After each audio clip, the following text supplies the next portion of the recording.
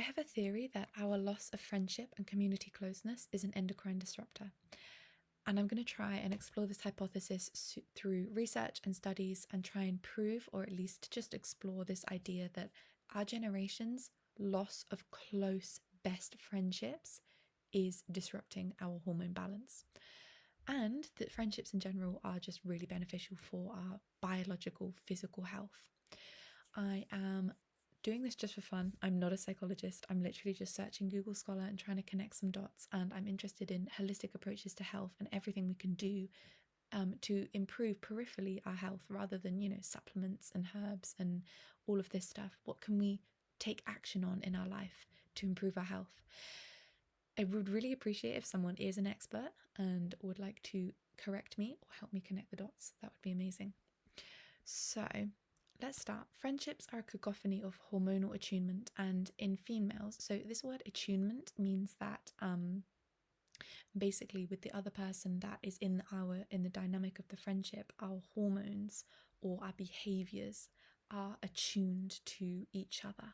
We're like tuning forks. So friendships are this plethora, this dance of hormonal attunement, and in females, these hormones that dance with friendship and with community building also play an essential role in ovulation and general female vitality. For example, one study, the only one of its kind, I really struggled to find other research around this topic, has shown that in close female friends, progesterone attuned together or separately depending on their level of collaboration. And the higher the progesterone attunement with each other and the higher the progesterone level altogether, the higher their willingness to sacrifice for one another.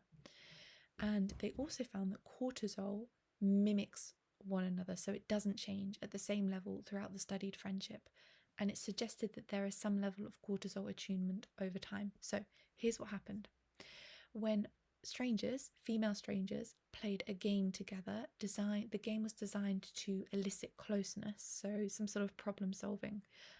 Their progesterone stayed the same or increased. Cortisol did not change.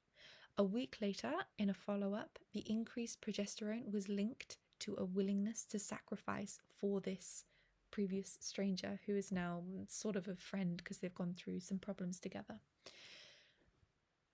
Other studies have shown that progesterone spikes are typically linked to an acceptance and closeness response, whereas cortisol is linked to a fear of rejection, which makes sense because progesterone in females is produced in the corpus luteum after ovulation, so it's a really key hormone in our changes throughout the menstrual cycle, and also is produced in the corpus luteum, which is in the ovaries. And it plays a role in thickening the uterus for pregnancy and creating that sort of inner summer feeling of calmness and vitality and contentment. It's a really relaxing and home-building hormone. And cortisol, we all know what cortisol does, is this really antagonistic effect of progesterone. They're not actually antagonistic, but cortisol and progesterone do come from the same cholesterol base. So they almost fight each other for existence. I don't think this is completely true, but there was a hypothesis for a very long time that they were antagonistic or they fought each other for existence, because the very first block is cholesterol, and then that becomes pregnenolone, which then goes through some processes, becomes progesterone, and from this progesterone, so we've got cholesterol, pregnenolone, progesterone. From this progesterone, if the body needs it, progesterone will morph into cortisol. So then you can imagine what happens is if you're really high stress, then you're not going to be maintaining progesterone levels. It's going to be turning into cortisol at a higher rate. So that's why it's kind of this idea that they fight each other. And it's a really interesting symbolic dance, I think, between stress and survival and surviving and thriving. And like cortisol is the surviving hormone, progesterone is the thriving hormone, partly because it has to do with reproduction as well. So just symbolically, that fight with each other is really interesting. Through other studies, we have also known that higher levels of progesterone are linked to an increase in social bonding desire. So higher levels of progesterone make people want to bond socially and create social connections. Um, but this study, though less researched, presents the idea that social bonding, so this previous study with the woman doing the problem solving, presents the idea that social bonding increases progesterone.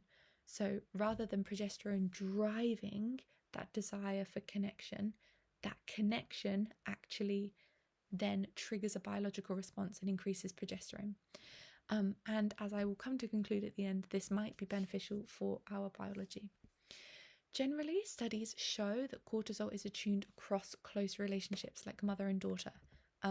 So generally, the closer the relationship, the more that our cortisol and our stress response will mimic each other. So we experience the same stress in situations, which evolutionarily is quite beneficial.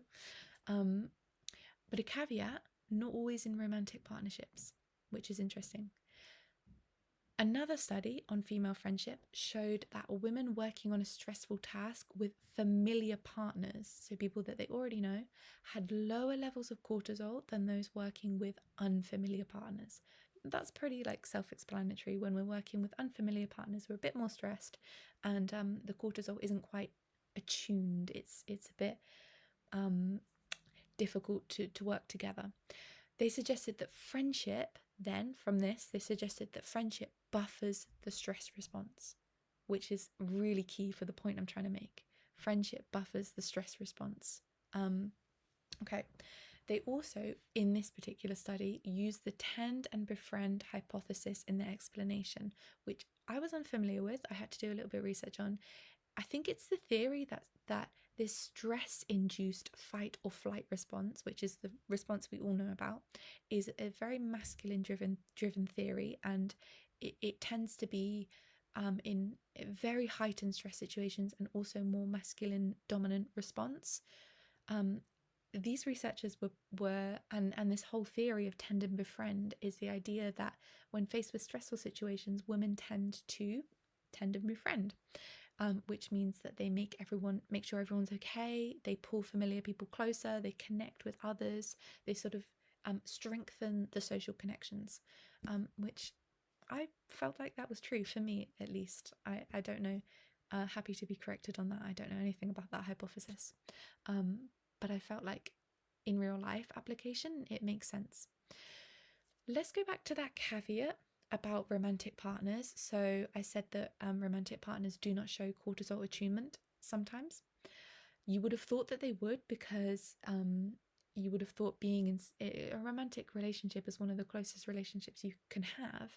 And so why is their cortisol not attuned?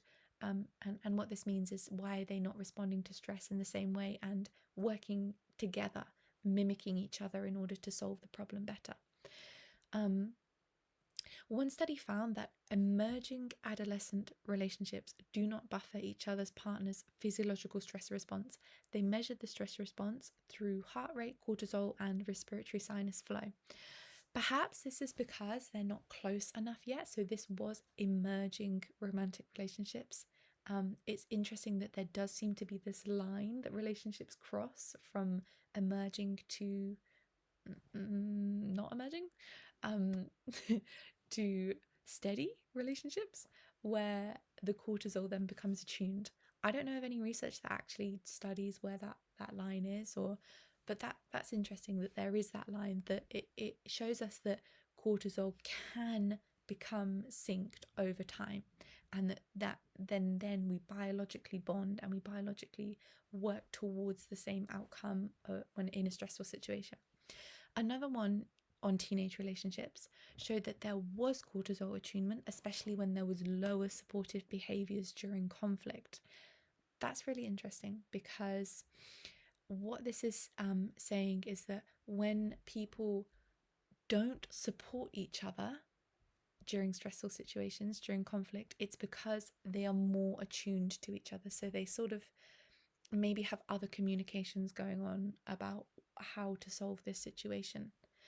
And later on, digging deeper in this study, they concluded that high social support, so really supporting each other outwardly talking to each other and supporting, happened when the cortisol was not attuned. So it's sort of compensatory behavior. So one person was high, one person was low, cortisol was not attuned, so they compensated with social supportive behavior. Could this be the base of intuition, this whole cortisol attunement thing? The more you get to know something, the more you get to know someone, the more you develop this mysterious intuition. But could it just be that we're just hormonally becoming attuned and synced? Whole other hypothesis. The difference between the two studies that I mentioned, okay, the one with the teenage relationships established, that's the word, the established teenage relationships and the emerging teenage relationships, is that the first one with no cortisol attunement was specifically for new relationships, whereas the second one didn't control for this newness. Again, that point of, we do seem to enter a point in our relationships where they become more beneficial to us. So this would be like the best friendship or the long-term partnership, or probably mother and daughter, or mother and son, or, you know, just parent and child in general. So that's a really interesting concept, that the benefit of on our hormones, of relationships on our hormones, comes later. It comes the more that we develop them, the deeper we go with them, the longer that they stand. But I digress. We're going to go back to friendships now. These relationship studies, these romantic relationship studies, at least shed insight into the fact that the more closer these bonds are, the more we are able to build with someone, the more attuned we are, and this potential co-regulates cortisol in stressful life situations. And this co-regulation is what we're going to look at next. So simply having friends is good for you. Just having friends is good for you. Forget the whole like stress tests and the abstract laboratory tests and problem solving conditions that most friends never face. Endorphins can be stronger at pain killing than morphine. These hormones, we all know what these hormones are. These are like the feel-good hormones, which we release in response to social bonding or succeeding at a task.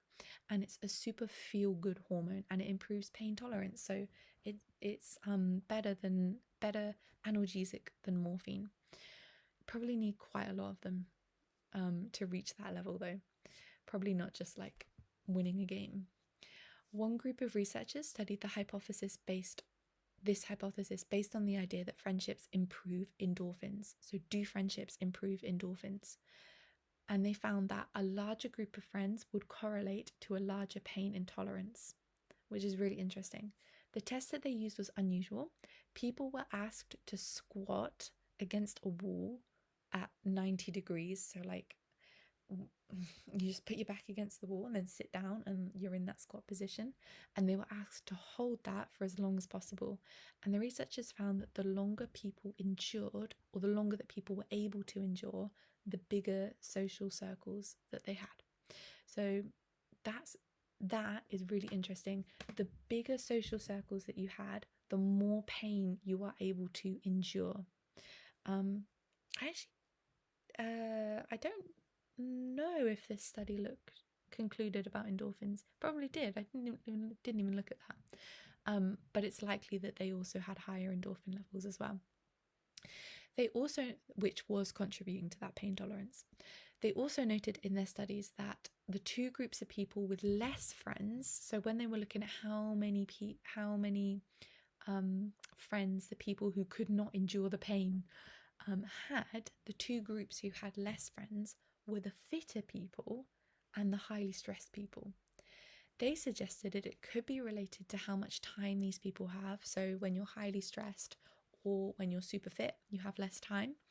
But they also suggested that fitness or exercise is a source of endorphins. And so these people have less friends. The fit people have less friends because they're getting their endorphins from exercise. It's also especially interesting because it suggests that despite the fitness level, people with less friends could endure less pain. So it really is the friendship aspect that helps us to endure pain, not the fitness aspect, in this study at least. I would suggest that is sort of knocking on the door of existential meaning.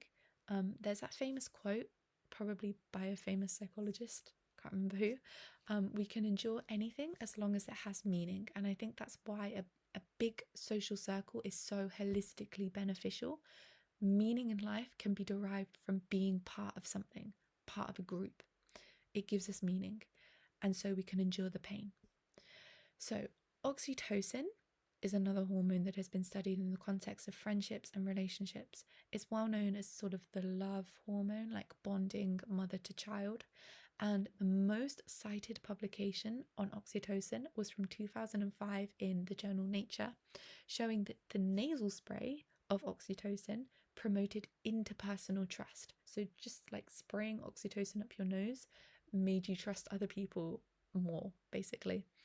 We still don't know, so there's sort of a lot of research going on as to whether that oxytocin actually crossed over into the brain or it just went into the blood. And it also works the other way around. Bonding with a friend, as well as obviously romantic partners, can increase oxytocin. We're going to look at the end at why all of this is beneficial, this oxytocin, progesterone, cortisol, why we want some to go up, some to go down, biologically what happens in our body, such as inflammation, pain tolerance, etc. Higher testosterone is also associated with less desired and manifest closeness. So the higher testosterone males had, the less they desired closeness. So we've talked a lot about friendships and boosting or decreasing certain hormones, but to what extent and why is it actually beneficial?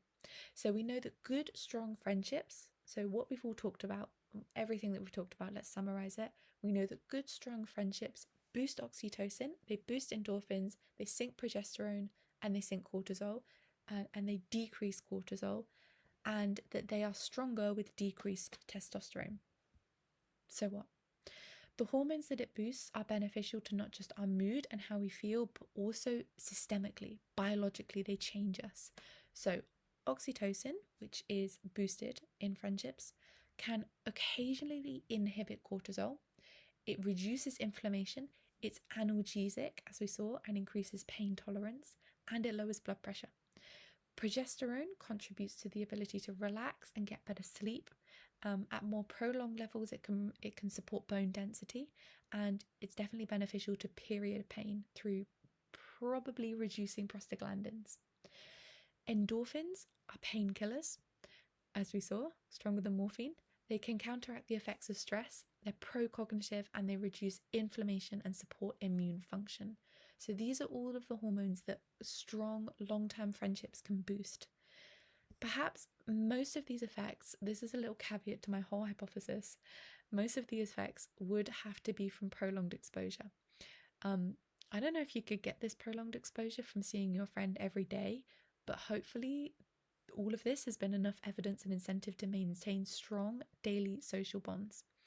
There's many meta-analyses and therefore many papers that explore the idea that having close friendships is physically beneficial, with some even concluding that it's healthier and more important for you than losing weight, smoking, or exercising. Having friends does, according to these many meta-analyses, does seem to improve blood pressure, improve cardiovascular health, improve cognitive health, improve tolerance to stress and pain, improve wound healing, and definitely improves mood, and probably a lot more. So if we put it all together then, all of these studies suggest that female friendships and some male friendships influence hormonal levels and vitality, specifically through progesterone and cortisol. Of course, an entirely different perspective on most of this could simply be that we bond more with people that we are most similar to. So that's an idea for this whole attunement, synchronicity sort of thing. Maybe it's not that the relationships are attuning us or synchronizing with the dynamic. Maybe it's just that they already are semi-synced and semi-attuned, and we just are drawn to people that we're most similar to, so that when we study it, it's like, oh wow, they're so similar, but actually the reason that we like this person is because they're so similar. The loss, So my final concluding statement is that the loss of these social bonds could disrupt this delicate hormonal balance, could disrupt this delicate hormonal balance, potentially leading to negative effects on female health and well-being. The decline in female friendships and community closeness might be an endocrine disruptor. My final conclusion: friendships are biological medicine to longevity and vitality.